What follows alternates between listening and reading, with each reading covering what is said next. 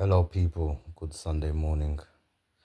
So, today's topic is going to be partner compatibility and the conversations you should have before marriage and when you're finding a partner. I've made notes, so I'll be looking away because it's quite a complicated topic. But yeah, I'll give my views, yeah, and some might resonate with them, some might relate to them. You might resonate and relate with just a few. Like when I was younger, Tupac, I liked his music. I didn't like every single track. I liked a lot of his views, but I didn't resonate with every single view. The only person I resonate with totally is the Guru, Sri Guru Granth Sahib Ji. Everybody else is, they might be doing some good work. Some of the views I don't agree with, this and that. But on this platform, I'm trying to get everyone. I want to show like 2025 what type of Sikhs they were. I want to get everyone's views heard, and everyone's got something good to give as well. Do you know what I mean? And just because you don't agree with their views, it doesn't mean it's bad. To be honest, I know the formula. Yeah, if I wanted to get really famous, make a lot of money out of the punt, I know the formula. I've been in the punt ages. I know what sells and what doesn't. But I'm not about that, innit? I'm just giving my views. So I'm more of a traditional person. Um, but I don't like the toxic stuff in traditional things. So I mix a bit of Eastern stuff that I see positive and traditional stuff that I see positive, a bit of Sikhi stuff, and then that's the views that I give. And my aim is just to help the youth as much as possible. Some people will see a lot of my views as toxic or whatever, but it's all open to perception, interpretation, and everyone's coming from different angles. But we'll get into more of that later. And now we're just gonna. So difficult in finding a partner. I have loads of calls, I have loads of conversations. People my age, 43, not in married once. They had loads of trials and errors. They've gathered up loads of baggage, but they haven't found the one to marry. I have young Sikhs saying they're finding it hard to find someone decent to marry. Yes, if you want a bit of fun, Shan, you want a bit of, if you're looking just for sex, a good time, you got these apps, you go clubbing, this and that. You know what I mean? You can find that easily. You know what I mean? If you don't want to do it in our community, you can approach people from other communities. So you just have a bit of a good time, and it stays more on the D-low because in our community, everybody knows everybody, and things can come out and people talk. So there's people doing that. You can find fun tomorrow. Tomorrow, if I wanted sex, I could go and grab it straight away. Just go on apps, do talk, this and that. Go to a club, everyone's drunk. It's not hard, yeah. But to find someone to settle down with is becoming harder. So people could say it's karma, destiny, sanjog, likya, nahi likya. We don't know. We don't know what's written in our life, what's not written, what is our karma, what's our previous karma, what's our choices, what's the consequences of our actions. We just don't know. We can't work it out. But we know all these things exist. So life is a mixed, mixed potion of these sort of things.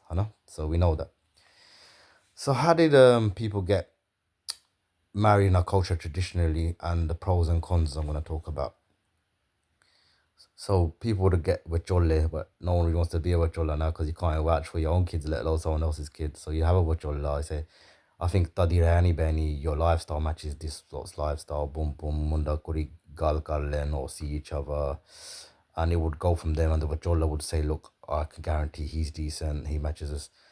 Okay, so traditionally people married younger. Marriages actually happened. They found people. There was less baggage, less trial and error. More likely, maybe not in our parents' time or definitely in our grandparents' time, two virgins were marrying each other. So you had that aspect of honor, purity, and all that sort of stuff. Negatively, people were forced to marry someone that they want, forced marriages, honor killings.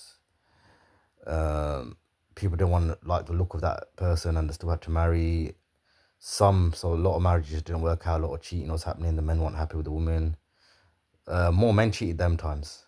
Women, since feminism and since modern society, Western, in the last 15 to 20 years, there's a big shape up of women's behavior, some women's behavior. But before it was the men were the culprit, and I don't deny that. Yeah, that's just recent times. That's just not in our culture globally. as women have earned more money, they've been more successful, they're getting a lot more attention, they're more independent, they're actually more safer as well because of the laws, the governments, the countries that we live in. Do you know what I mean? In India, they would just got honor killing, and then even India is much more safer. So women in general are safer, but shit still happens. Like murder still happen, and unjust murders of women still happen. All this stuff still happening, Hannah. And everything I talk about, it can happen vice versa, but most time it is predominantly the men doing the violence, the cheating and stuff like that. But it doesn't mean it doesn't happen the other way as well. But it's much fewer numbers. So so in the traditional way, the marriages were happening now, and because they're getting married young, they were having 5, 6 kids. Now, when people get married, if they get married at 40, they're having one kid, or most families just having one kid. Our population is not growing as fast as other communities, and that could be issue because we're all hardwired to get married, to have kids. In Sikh, there's no right or wrong that you have to have a Grish Jeevan or a non-Grish Jeevan. It's whatever goes with the flow, whatever comes your way. You know, you can get to God through being married and through not being married. And a lot of great Sikhs were married, and a lot of great Sikhs were not married. So, as I was saying, like we live in a hypersexualized society, and it's just everywhere: billboards, adverts, phones, this and that. It's easy, like if you helped your mate out and you painted his house and you want the favor returned and you want his house, you want your house painted, and you ask him, you might put it off, oh, my ankle hurts, this, but that same moment, if he got a booty call from Scotland, he would just go. So this is how hypersexualized it is, that even like, you know what I mean, people are doing madness just for the opposite sex, and I think if we all just calm down a bit, this and that, and we need to have these compatibility conversations. A booty call, but boom, boom, boom, boom, whatever, and that's just quick thing. That doesn't. It's meaningless. It's ganjarkana. I'm not into that. Never been into that. You know, for me, making love is sacred. It's nuclear family. It's about, you know, I wouldn't get into a relationship or anything like that if it's just for sex and stuff. I've never been that guy. All my mates have been that guy, Carly I grew up with, this and that. They used to think I'm weird, I'm old, I'm a dinosaur, I'm old fashioned. And them times I wasn't into Sikhi too much either. Just just knew in my soul, innit? Maybe previous bhakti or that. Nah. See, we think Guruji, whatever he tells us, Guruji tells us about safety. He says if you don't have an undercarriage and you have any physical kissing, whatever, don't not just sex, any type of physical sexual stuff before an undercarriage, you're not my Sikh. Is to protect us. Guruji gave us the Quran to protect us. Everything the Guruji told us from way of living is to for our benefit. But we see, dinosaurs, old fashioned, this and that. The Guru cared for us. He wasn't toxic. He wasn't an incel. He wasn't controlling. Everything he does, if I'm a father, I want my daughter to not wear revealing clothes, my sisters, my mother, my wife. This that everything I do is for their honor, it's from a caring place. Yes, we have toxic men that will do honor killings and do stupid killings, but you know what I mean. Um, that's them. That's their mental health. You're always gonna get killers in all types of different weird, crazy, unjust killers in the world. Whereas for muggings, always crime's always gonna be there. Jabji Sahib tells us, innit? There's millions of killers, millions of thieves, millions of adulterers. The answer's in Jabji Sahib. We can't stop that. We just can't stop it. It's gonna happen. I know. We live in a dangerous time, Kaljog, dark times.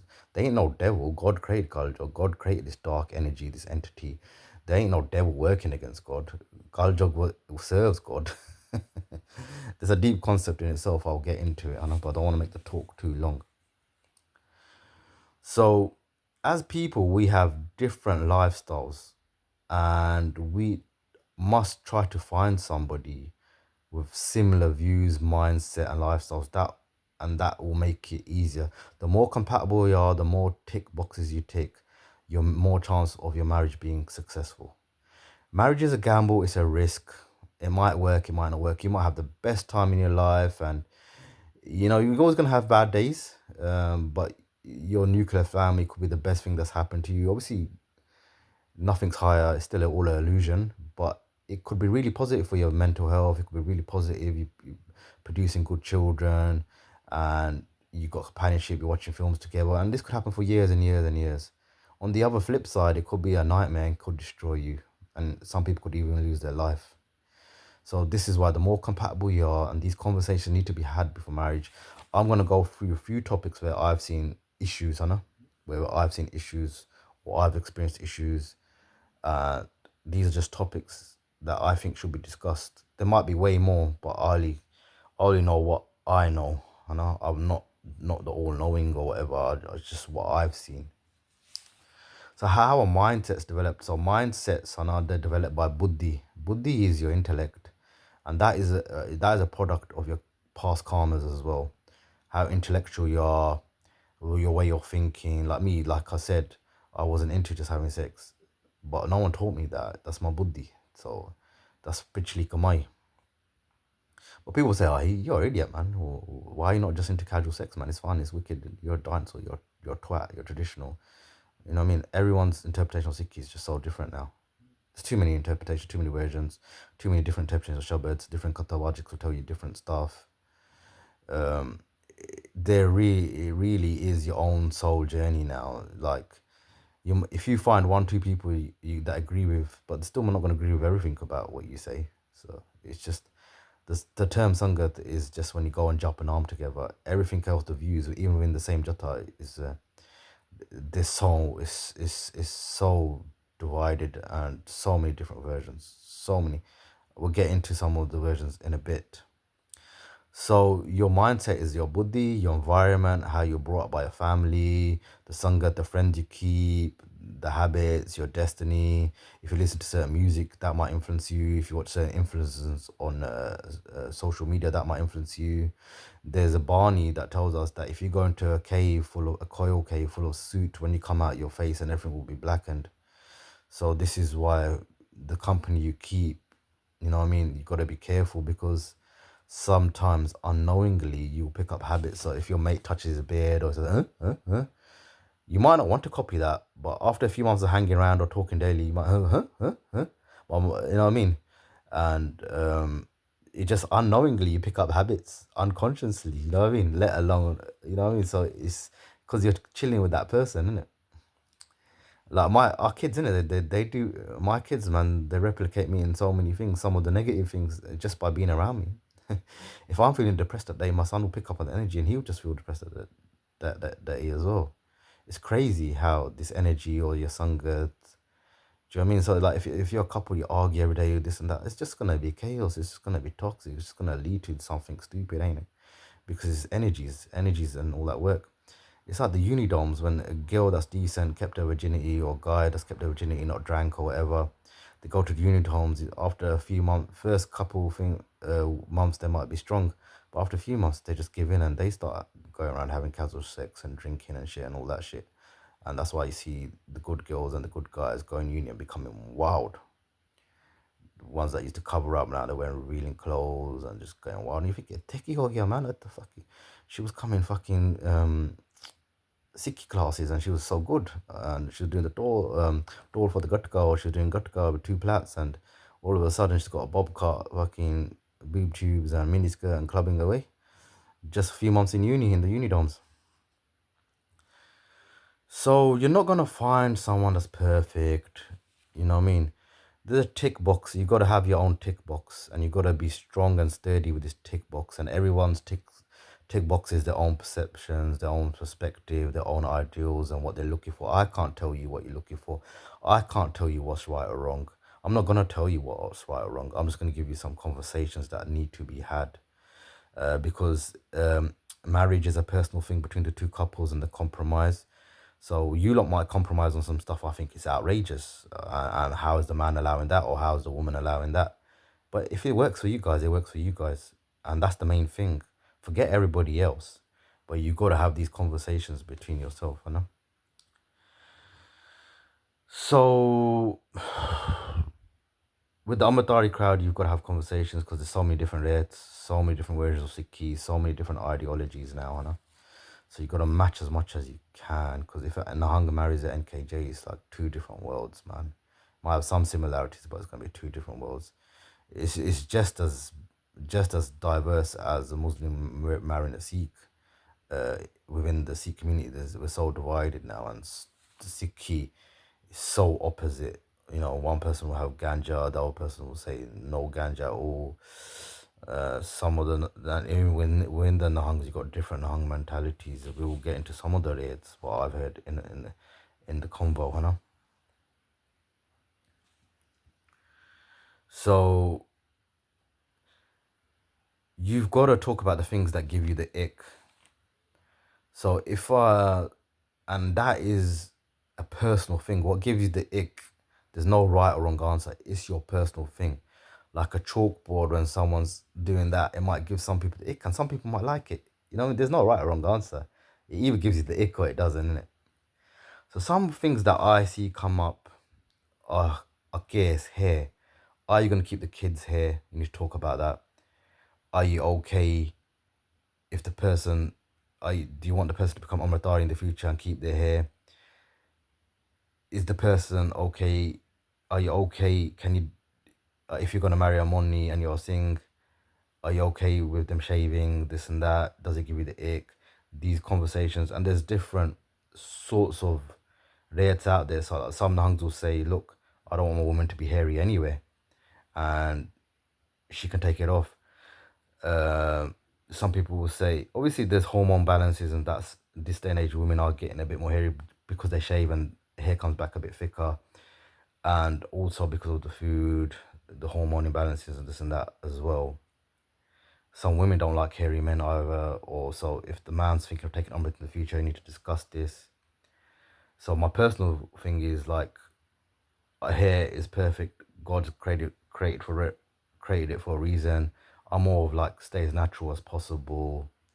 Yes, if there's hormone imbalances, this and that, Hannah, then that has to be addressed if it can be. But in general, my personal, I'd want to keep my kids' hair, and I, if my missus didn't remove hair, I would be fine with that. Do you know what I mean? And that's what I think. That is living in God's will, and you know, God's a perfect designer. He's designed everything, but society is so anti-hair, even for men. You know, fashion, this and that, images we see.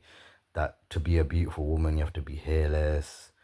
To be a good-looking man, you have to be clean-shaven. This and that. I know it's so anti-hair. I know we're seen as like cavemen and dinosaurs, and like we've got mental health. I know just by keeping Rab's roop, we've got mental health.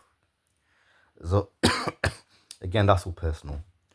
Sikhi Gurmat wise promotes hair, I know. Then you got to talk about makeup comes up. So, would you want your kids to wear makeup at 10, 11? How much makeup? Look, women have insecurities. Men are wearing makeup these days, innit? I got these bags. Most men will cover it. A lot of women, a lot of them look so pretty naturally, but it's just the bags under the eyes. So if a woman is gonna wear makeup, like if I had a wife and she was wearing makeup, I would just tell her harmonious, keep to natural colors, natural lipstick or gloss or whatever you're gonna do, because these chemicals can mess your skin up as well, and you're blocking your pores as well, and it's gonna catch up in the future. And I've never wore makeup or nothing. My skin's quite good for my age and for my health problems that I have, and I'm not really having a good diet at the moment. But when I saw my diet, I will clear up more. Also got the bags and stuff. But Jello, if what gives me the ick is like the clown sort of makeup or bright red lipstick, bright weird colors, doing too much. Joker from Batman stuff, that gives me the ick, man. But harmonious and this and that I can tolerate. But obviously, again, if a woman's or is naturally pretty, then there's no need for makeup. And a lot of singing don't want makeup and they look beautiful. Do you know what I mean? But these are your personal boundaries that you have to set and talk and compromise. I know. Again, people say, well, he's got mental health, he's against makeup. I'm not saying I'm against it, but it's a man-made product, and naturally, I like the way Gagard sent us. But obviously, in this day and age of office work, this and that, if you got baggers on their eyes, you look like a druggie, then people might not take you too serious and stuff like that. So I get why some women would want to cover that up. Men as well now, and it men are wearing makeup. I grew up in the 90s, man. Rambo and all that makeup wasn't really a thing then for us.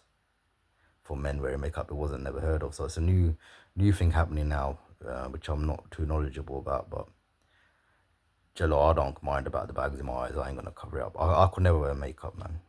Yeah. Men are wearing nail polish, they're doing all sorts of stuff, I know. Or waxing, removing hair, their leg hair and all that. It's age to their own, innit? But a girl work why group create that's perfect.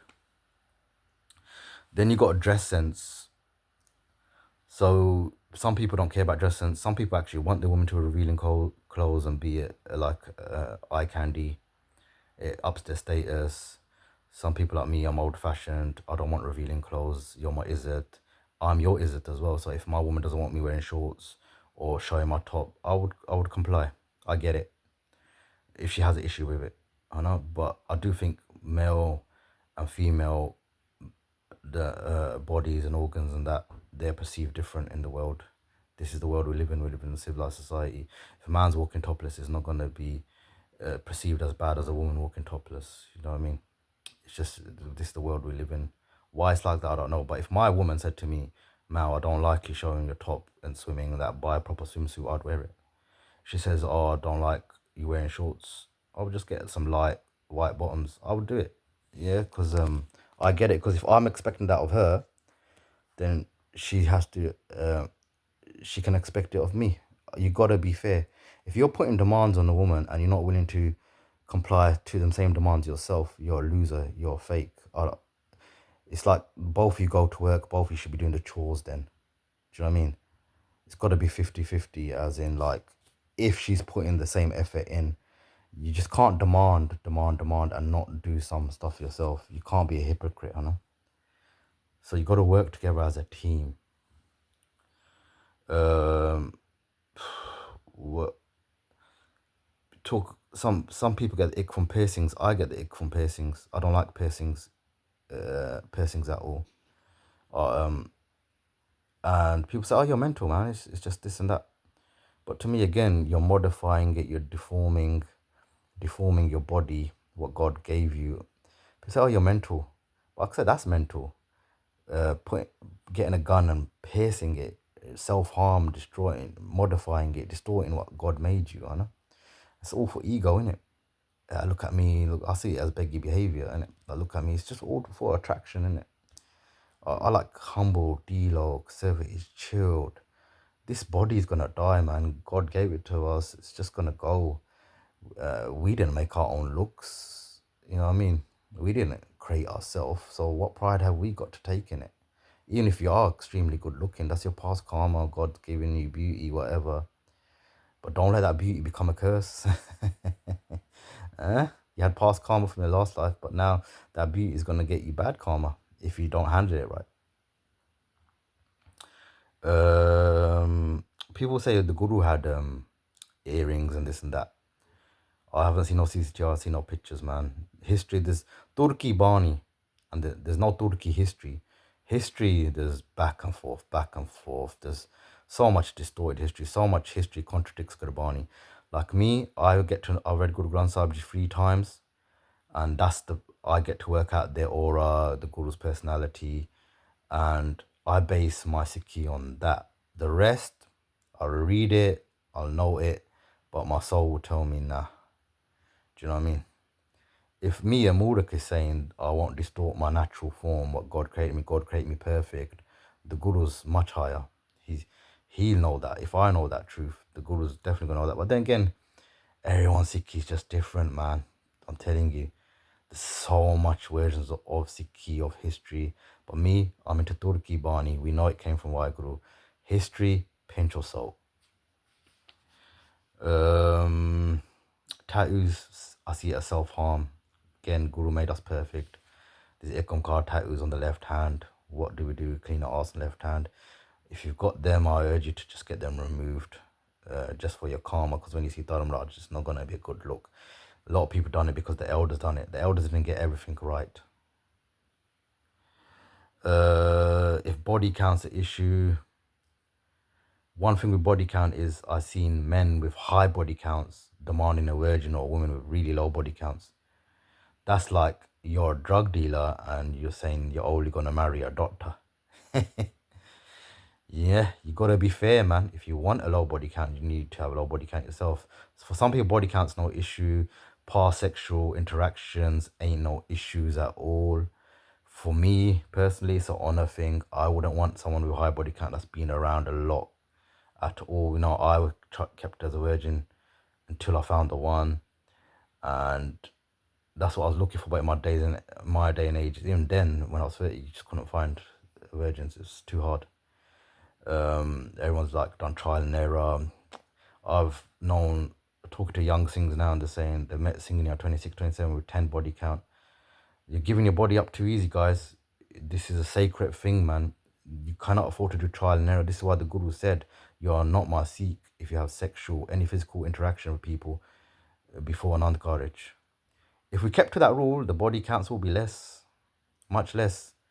You shouldn't really give your body up before marriage, man. Huh? It's sad that this is happening amongst the youth. Singing here with 8, 9 body counts at age 26, 27. Not good. To me, is it honor. You want to walk with your head high. Obviously, life, shit happens, man. There be trial and error. People can amend themselves. People can fix themselves. You make a mistake once or twice, but if you're making that mistake every year with different guys, or moving on with different girls, it works both. But this is a thing, is both, man. Why not? Of course, women want a man that's only been with them, or is not slagged about as well. There's male slags as well. Shit happens. This is why the Guru said dating and this and that can be dating, and that's dangerous because you get touchy, feely one thing, this another. People think kissing is fine. No physical interaction is fine, whether it's phone sex or, you know what I mean, all that sort of stuff, and it's not fine. So the past baggage, talk about them stuff, because the truth always comes out. Especially if you've done stuff within our community, somebody knows someone. Like my mate, he reconnected with a mate. He went to the program, some Sukhum Inside program, and my mate's actually been with this guy's wife, his own mate's wife. But my mate had become a sing.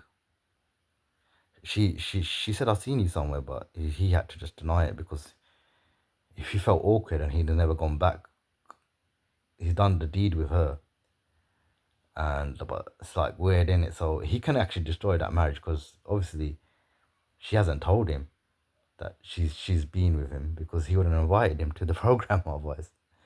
Do you know what I mean? The truth can always come and bite you. If you don't tell the truth, then you live in a lie. Then when you're doing the lava and that, you live in a lie. So these sort of things should be talked about if it's an issue. If body count doesn't bother both of you, and that's fine. But if it bothers one person, always tell the truth and stuff and all that, because it can become a trust issue. Just say I had a wife and she said to me, "I've only been with 2 men," and I find out she's been with 4 men. I might not have a problem with the 4 men, but it's like, you lied. What else have you lied about? Do you know what I mean? You get me? So these sort of things, I think you should tell the truth. That's what I advise if it comes up. These days, you got to look about OnlyFans, have they sent nudes. There's so much technology shit going on. And just tell the truth. If you sent your nudes out there and they're out there, if you've had an OnlyFans account, up and down selling their foot pictures for 2 grand, OnlyFans, they're making money and stuff, and a lot of people might try it on the slide. They might put a mask on, but it's still sexual interaction, ain't it? Where it's through phone, this and that, you're interacting with somebody, a real person, live, and it's still part of your body count and past baggage. Talk about your diet, meat, not meat, veggie, vegan, whatever. Make sure they match how you want your kids to be brought up in the diet. There's loads of different diets in the Sikhi versions now. There's not just one diet, and you have a choice to choose whatever diet you want. Is it compatible? Are you thinking of taking Amrit in the future? What type of Amrit? Are you thinking of becoming a hung sing and eat meat? Is your woman comfortable with that? How do you want to raise your kids in what diet? Talk about stuff like that. Like, I was a pure veg, and then when I got married, I said to my missus, no eggs, no meat, nothing. The children are gonna be raised vegetarian. We compromised. Her views are different on that. She's pro meat, pro egg, stuff like that. She's from more of a unhung thing, but she's still compromised. I know. Hers are more. She used to have more unhung sort of views. So most of these conversations I had with my missus before we got married and stuff. Do you know what I mean? A lot of these conversations. Uh, then you talk about intoxications, drugs. What drugs is the person into? What drugs does he think is good enough, legitimate?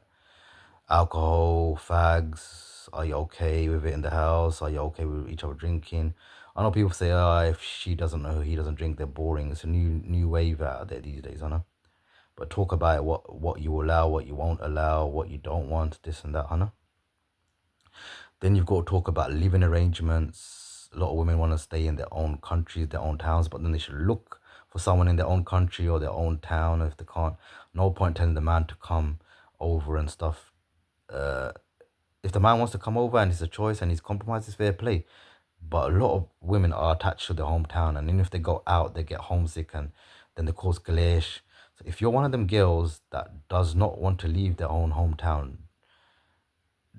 look for somebody in your hometown that you grew up with or something like that, Hannah, if it's a big thing for you. Then you talk about, are you want to live with your in-laws or not live with your in-laws? These are discussions that you need to have. Are you going to give it a trial period and see if it works out? If it doesn't work out, these all need to be had discussions, because most of these discussion topics, I'm telling you, if you have them after marriage, they can cause big problems and big rifts and lead to divorce.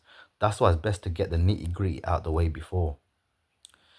Are you gonna allow friendships with opposite sex? Are they allowed to bring that into the marriage? These need to be discussed. There's different views out there. Again, it's your compatibility, your compromises. Are you gonna let them chat to their exes, even if they haven't got kids with them? Some women want to chat to their exes. Says, my ex is like my best mate," even though they've been totally physically with them. So are you gonna call someone that's been totally physically with your wife to a dinner with you or to the bar? These are stuff that you need to talk about, or vice versa as well. If the wife, is she gonna allow it? I know what the man's ex. Everything I say about women, and that you can do it to the opposite as well. Sometimes, because I'm a man, I just give the male perspective. It's just autopilot, right? Uh, I'm not no toxic male that is women bashing all the time. I'm just a man, so I'll talk from a man's perspective. Um, what else? If you're a step parent, you could love that stepchild, and tomorrow they can say you're not my real dad or my real mom. And you think of these considerations, the hardships with step parenting. It's not an easy ride. To take that into account. But if you've got kids yourself and you're expecting your partner to become step parent as well, this and that, so it can get complicated. It can get messy. My advice personally, if you've got kids, raise your kids until you get remarried. Raise them to a certain age where then your kids can be safeguarded themselves, and they're mentally stable, and they're not seeing toxic relationship to toxic relationship, and it's causing them so many issues where you get married to have a kid, and once you've had that kid, it's the priority should be raising that kid. And like I said, everything is wicked at the honeymoon period, but every relationship is a gamble. We just don't know how it's going to turn out, and it's a risk. And some the Asian traditional women didn't take them risks. They raised their children, and then they might have got remarried, But it's an individual thing. It works out great for some people. It really does. A gamble hundi, and it. Some people win the lottery and they win it. Some people lose thousands of the lotteries. Then you go look up that family's Randy Bernie. Does your family's moral compass fit? Does your family's Randy Bernie? Does it work together? Got to look at that. Um, these are just some tips. Look, if someone's having an affair, you shouldn't have an affair. If you feel like you're gonna have an affair or the relationship's totally broken down, leave each other, then find someone else. Don't do no sneaky shit. If someone's having an affair, guys, just walk away. If your missus having an affair, if your man's having an affair, just walk away without the violence.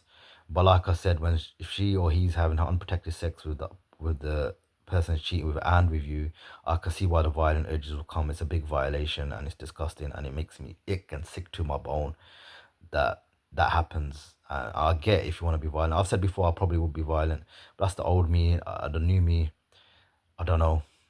I don't know. I've grown up a lot, but I get it if I did slap her up a bit because she done that to me, or she slapped you up a bit because you done that to her. Unprotected sex with two different people because of the cross contamination, the diseases, and that. Makes me sick. It makes me ick too big. Like, why couldn't you just tell me to fuck off? I'm done with you, and then do your thing. Why cheat? And I think men are bigger culprits, but women are catching up. on some cheating stuff. Not as much, very few numbers, but it is happening. Lust affects everybody, huh?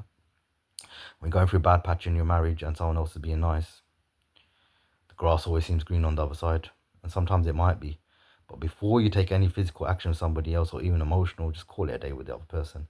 But then people like to have backup plans, this, that, or it might work out with this guy, but it might not. My husband might be better, or my wife might be better. It's just too much fake lies, isn't it? It's why to tell one truth, you have to tell 1,000 truths. This is the fake shit and the real shit.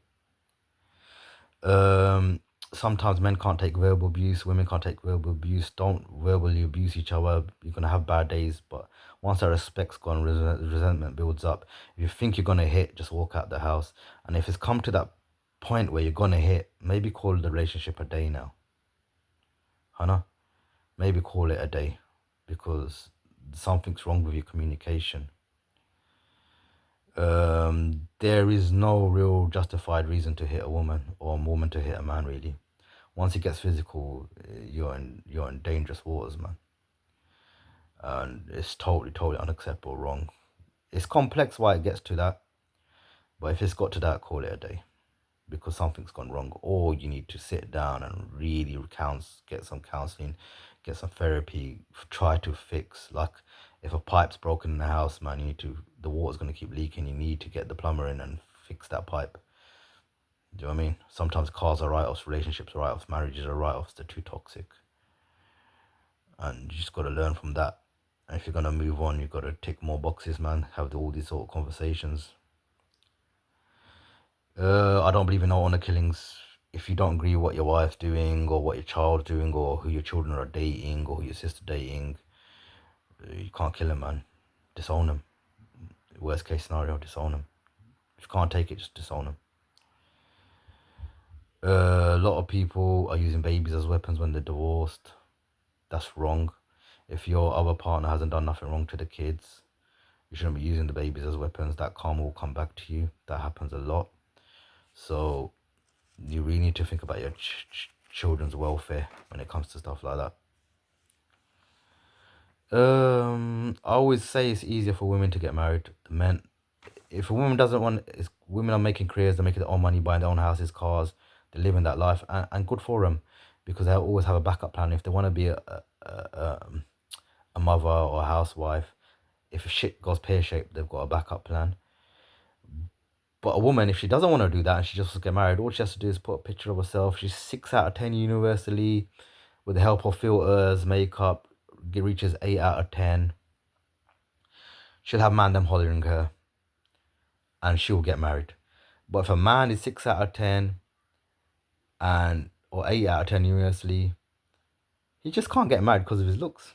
Not gonna happen. He's got to have the house, the goodie, the job, the financial security. He's got to have this. He's got to have that.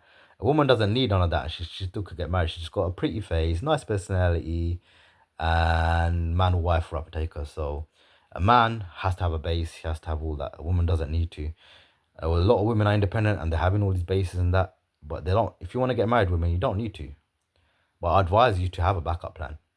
If I had a daughter, a backup plan. Get your uni, get everything, get it all out of the way. Then, if you want to be a housewife, do it. It's much harder for men, man. You have to be top tier now, man. It's a competitive world out there, man. You need that money in it. You need that flash car. You need that big house. You need nice clothes. You need savings. You know, the girl's parents, brothers, this, that, they're going to look into all these things, in it. And it's very hard to get that, man, to buy your own house, this, that, if the woman doesn't want to live with you. Pressure, man, steam pressure, smoke coming out. So much pressure for men.